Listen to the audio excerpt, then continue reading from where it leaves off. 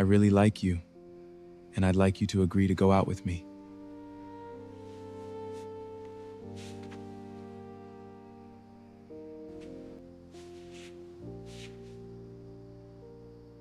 I love you. I love you too. Don't be afraid. The wounds of the past often give birth to desires that end up destroying us. Follow Emily's story. The man who's just arrived in town is named Alphonse. Alphonse is a man who's always dreamed of living far away from the village.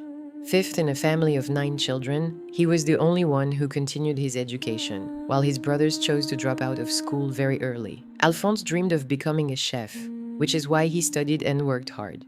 He didn't want to end his life in the village like his parents. So, at the age of 20, he made the firm decision to leave his village for the city in search of a better life. Once in the city, Alphonse survived by doing small jobs while continuing his university studies. He rented a tiny studio in a shared courtyard. That's where he met a woman named Emily. Emily was his neighbor, but also his landlord's daughter. That made her untouchable. Still, Emily was a very beautiful woman. On top of that, she was intelligent and well-educated. It became almost impossible for Alphonse to look at her without wanting to get closer. One evening, he gathered his courage and decided to talk to her while her father was away. "Good evening, Emily.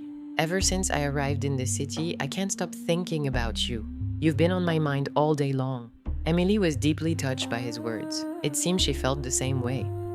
Since their love was mutual, the two young people began a secret relationship, meeting and hiding every evening. Everything was going perfectly. No one suspected they were together. Everything was carefully planned and discreet. Until the day Emily threw up behind the house. Her mother caught her. Finding it strange, she decided to check if her daughter was pregnant. After checking, to her great shock, Emily was indeed pregnant. Terrified, she decided to tell her husband everything. Furious, he demanded to know who the father of the child was. Emily had no choice but to tell the truth. "It's Alphonse, the tenant you welcomed so kindly." For Emily's father, a deeply religious man, this betrayal was unforgivable.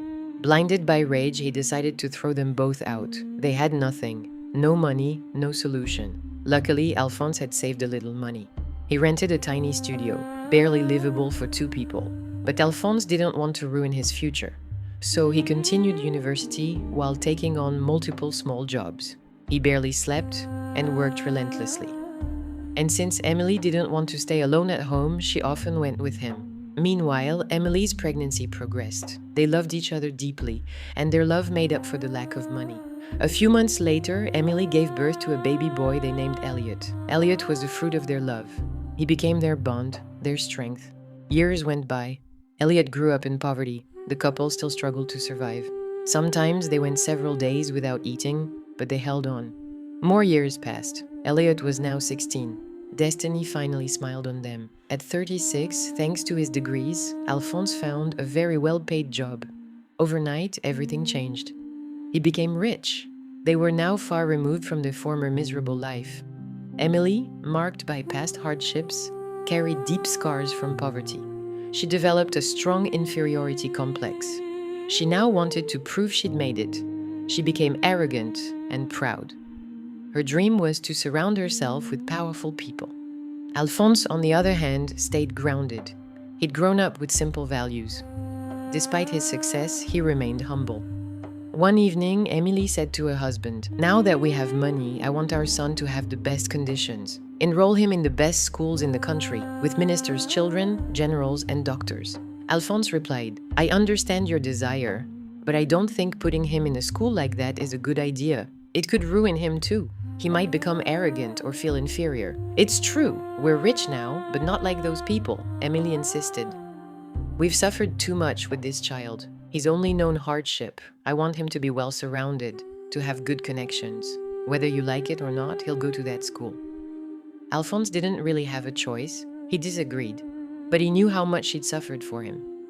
So Alphonse enrolled Elliot in the best school in the country, where children from the most powerful families studied. Elliot, who'd only known poverty since childhood, entered a world he'd never imagined. Here, kids talked about vacations in Paris, in Venice, about designer clothes. There, he met Luke, the son of a minister, and the two boys became close friends. One day, Luke asked Elliot, "Do you want to sleep over at my place tonight? We'll have a sleepover." Elliot replied, "Okay, but I need to ask my dad first. He doesn't really like that kind of thing." That evening, before dinner, Elliot asked his father, "Dad, my friend Luke invited me to a sleepover tonight. Can I go?"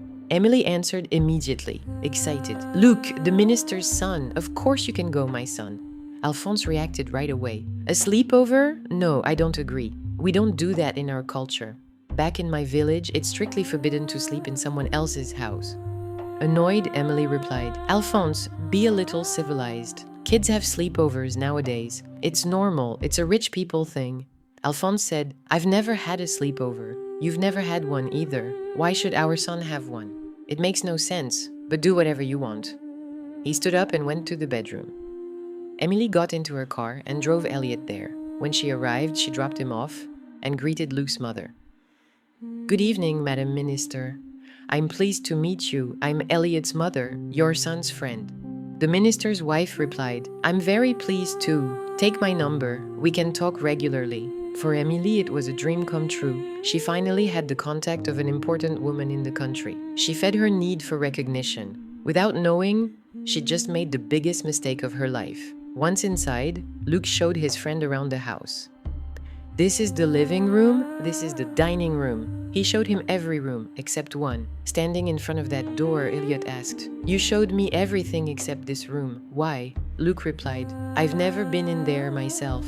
I don't know what's inside. My dad goes in every night at the same time and comes out hours later. I think he might be working. It must be his second office." Curious, Elliot kept that in mind.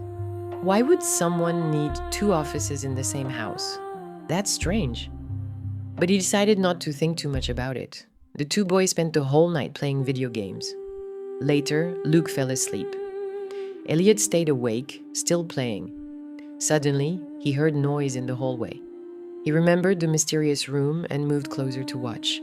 He approached and saw the minister, his friend's father, kneeling in front of the door, hands raised, whispering incantations.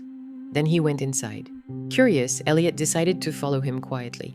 He gently pushed the door open, and what he was about to see that night would change his life and the course of this story forever. Just as he was about to leave, the minister noticed him. When suddenly, the story continues tomorrow night in part 2. Thank you very much.